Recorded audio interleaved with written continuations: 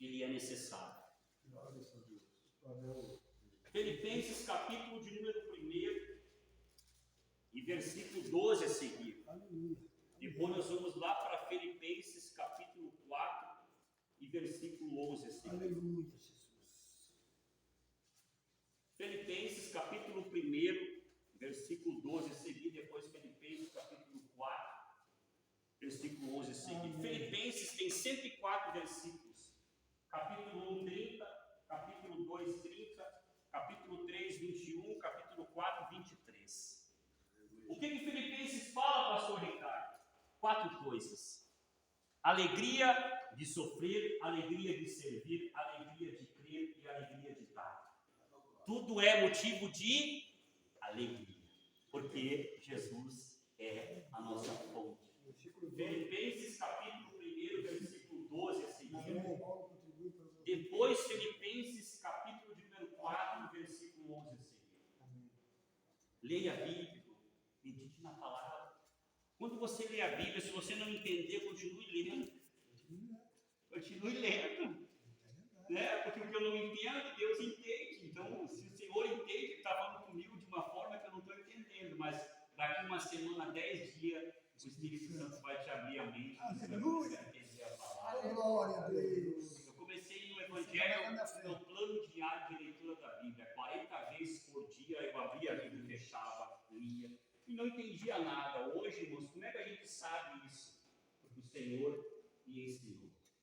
Cresci na graça e no conhecimento, e a graça de Deus estava com ele e também com os homens. Amém? Quem achou a palavra, diga agora a Deus. Filipenses 1, 12 a seguir diz assim: e quero, irmãos, que saibeis que as coisas que me aconteceram contribuíram para maior proveito do Evangelho, de maneira que nas minhas prisões em Cristo foram manifestas por toda a guarda pretoriana e por todos os demais lugares, e muitos dos irmãos do Senhor, tomando ânimo com minhas prisões, ousaram falar a palavra mais confiadamente, sem temor.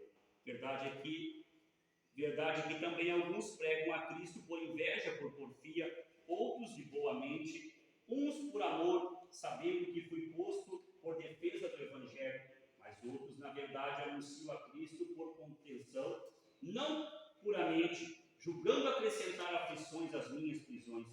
Mas que me importa, contanto que Cristo seja anunciado de toda maneira e com todo o fingimento, ou em verdade, nisto me regozijo e me regozizarei, ainda porque sei que disto me resultará salvação para a vossa oração e pelo socorro do Espírito Santo em Cristo. Agora vai lá em Filipenses capítulo 4, versículo de número 11 a seguir. Quem achou, diga glória a Deus. Glória a Deus. Não digo isto como por necessidade, porque já aprendi a contentar-me com o que eu tenho.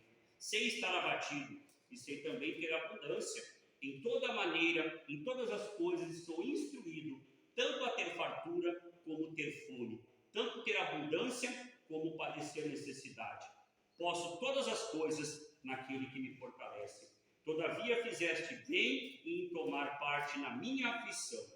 Amém, irmãos. Vamos orar um minutinho. Glória a Deus. Senhor Aleluia. Jesus, querido, amado e poderoso, está aqui diante de Ti, meu Pai, esta tarde, essa poderosa palavra, meu Pai, onde o Senhor vem falar fortemente aos nossos corações. O Senhor conhece cada irmão, Senhor, cada vida. O Senhor sabe o que cada um precisa ouvir. Então, somente nessa tarde, meu Pai, que o poder que há na Tua palavra, que o poder que há no Teu Espírito Santo venha transformar as vidas, Pai, a qual o Senhor também nos deu a minha outrora. Espírito Santo de Deus, que venha falar fortemente ao nosso coração, com todo o entendimento, sabedoria, com discernimento, para que nós venhamos a cada dia mais ser o instrumento da Tua palavra nessa terra, e que tudo venha a ser, Pai, neste momento, para unicamente agora o Teu nome ser exaltado e glorificado. E assim te entregamos esta oração em nome do Pai, do Filho e também do Espírito Santo de Deus. Amém, Jesus. Pode se sentar, irmãos, bater palmas.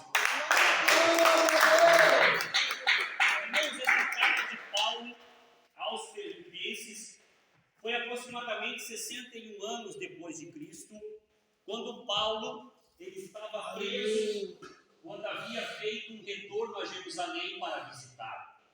Alguns dos judeus que já estavam perseguindo Paulo ali falaram com o imperialismo, dando uma ordem e para que ele fosse preso.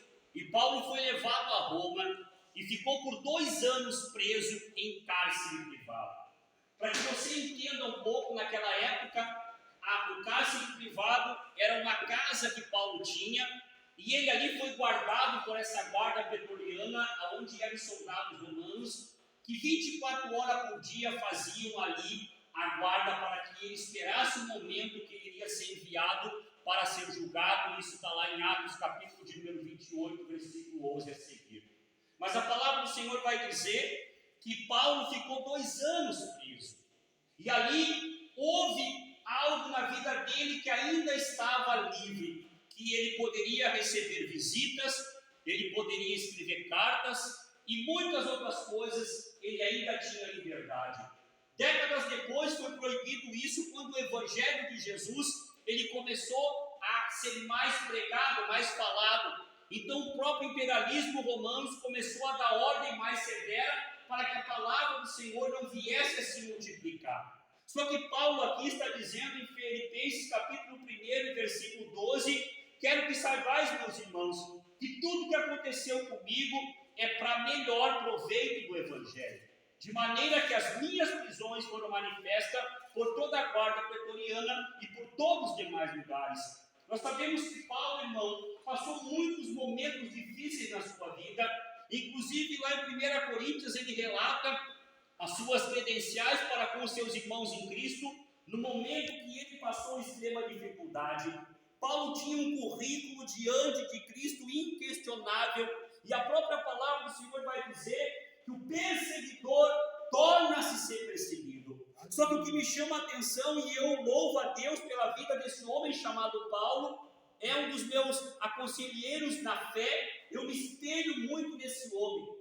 A palavra vai dizer que Paulo, quando estava indo para Damasco, ao meio-dia, uma forte luz resplandeceu sobre a vida dele. E eu me perguntava, como pode, meio-dia, naquela época, um sol forte, aparecer uma luz maior do que o sol?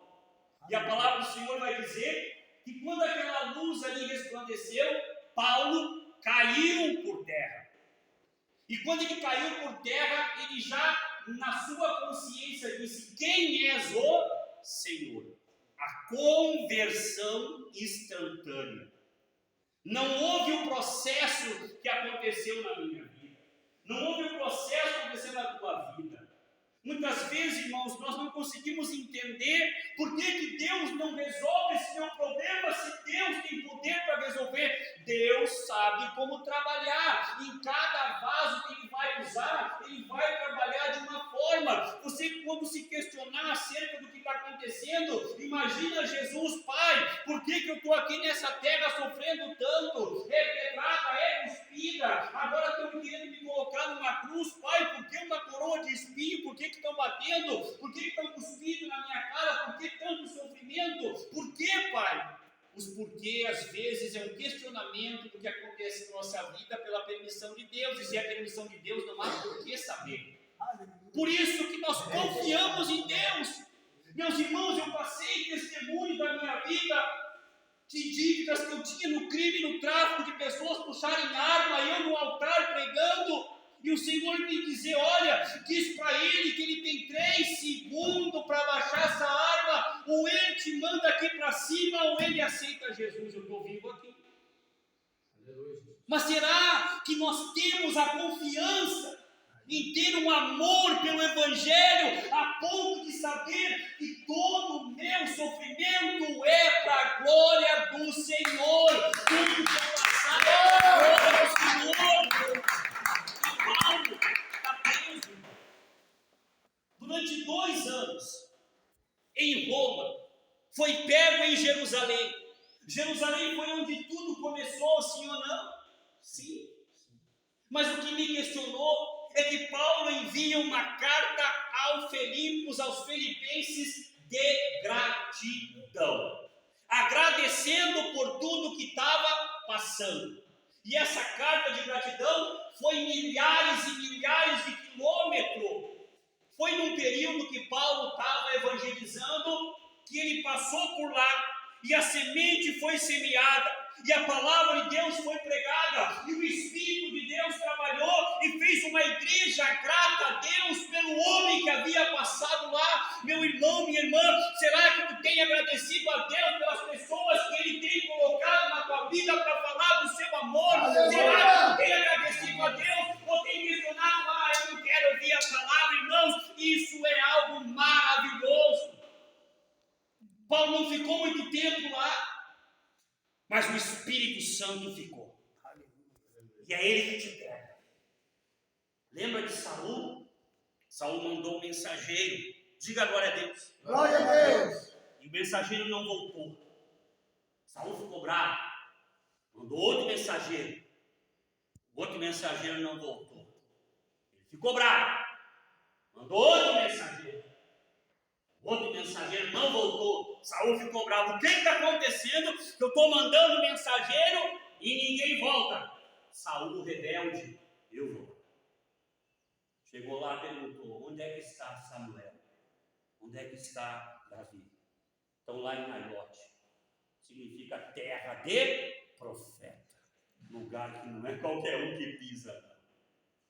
Então eu vou lá. Sabe, irmãos, quando nós ficamos rebeldes, nós achamos que fazemos como nós queremos com as coisas de Deus. Não é nada. Você pode fazer as coisas que você quer da tua vontade. Agora, se você entregou a tua vida para Jesus, é as coisas da vontade do Senhor. Aleluia. É as coisas da vontade do Senhor. Porque se você quiser fazer como tu quer, vai chegar uma hora, irmãos, que Deus vai dizer: acabou. E a Bíblia diz que operando Deus, então eu tenho que fazer pela vontade do Senhor. E tudo que você fizer com amor às almas do Senhor, com amor ao Senhor, Ele deixa de fazer, porque essa é a intenção dEle, é que o nome dEle seja glorificado. E Saul estava lá, bravo. Quando Saul chegou lá para descer até Naiote, a Bíblia vai dizer que o Espírito do Senhor pegou Saul. É bem assim. Pegou ele e fez com que ele se rasgasse as suas vestes. Sabe o que significa isso, irmãos? Humilhação. Reconhecendo que não é ninguém. Quando ele estava entrando em Naiote, o Espírito do Senhor pegou ele e ele rasgou as suas vestes, e a Bíblia diz que ele ficou um dia orando lá. E o que me chamou a atenção é por que ele não foi lá onde estava Samuel e Davi?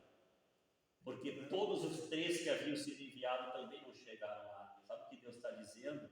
Que quando tem alguém que faz a vontade dele, se te tocar é porque ele deixou, mas ele não deixa te tocar, porque ele vai te guardar e te livrar enquanto você estiver no centro da vontade dele. Saul queria fazer a vontade dele, brigar por uma coroa que Deus havia dado para Davi, mas Davi não pediu a coroa. Deus vai te dar mais coisa quando tu não pedir do que quando ficar pedindo. Pedir não recebeis, porque pediu mal, porque pediu para gastar por vossos deleites. E Paulo aqui está preso. Uma situação ruim. Paulo aqui, meu irmão, havia rejeitado uma oferta de Coríntios. Porque quando ele esteve lá em Coríntios, falaram que Paulo estava pregando por dinheiro. Quantos tem hoje em dia pregando por dinheiro? Não, irmão José, eu só vou lá agora detalhe do desafio se tu me der R$200. Ele pode até pagar, irmão, mas Deus não está no negócio. Deus vai punir ele também por estar dando credibilidade aos falsos profetas. Não